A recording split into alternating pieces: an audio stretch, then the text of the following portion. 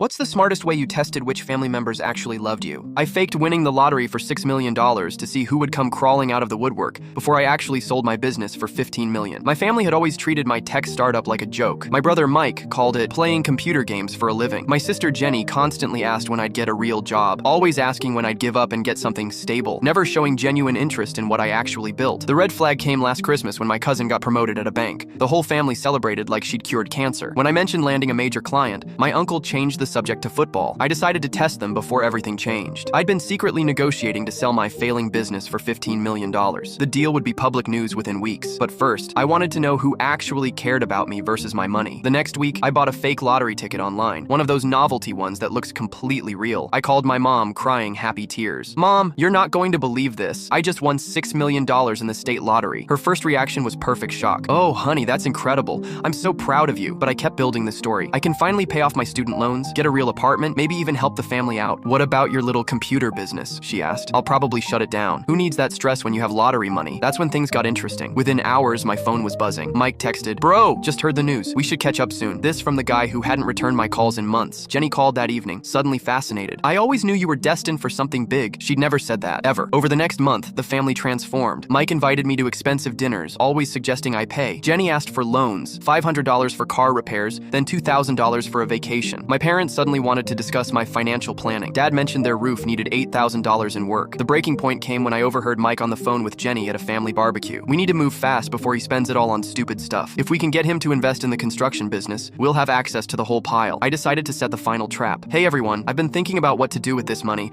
I want to give back to the family that supported me." I pulled out a notebook at Sunday dinner. "I'm thinking $50,000 each to start. Who wants to tell me how they've supported my dreams over the years?" Mike jumped in immediately. "Remember when I always said your computer thing would pay off? I always believed in you, man." Jenny nodded eagerly. "And I always defended you when people said you were wasting your time. I told everyone you were building something special." My parents smiled proudly. "We never doubted you for a second," Dad said. Then I pulled out my phone and played the recording from the barbecue. Mike's voice came through clearly. "Move fast before he spends it all on stupid stuff." Everyone froze. The color drained from Mike's face. "Turns out I never won the lottery. That was a fake ticket. But I did just sell my little computer business for $15 million. The announcement goes public tomorrow." I showed them the signed purchase agreement. I wanted to see who actually loved me versus who loved my money. Now I know. Mike tried explaining he was looking out for my financial future. Jenny claimed she was just excited for my success. "Then why did none of you care about my success until you thought I had lottery money?" Turns out Mike had borrowed money from 3 relatives claiming investment opportunities and never paid anyone back. Mike and Jenny didn't speak to me for weeks. When they called,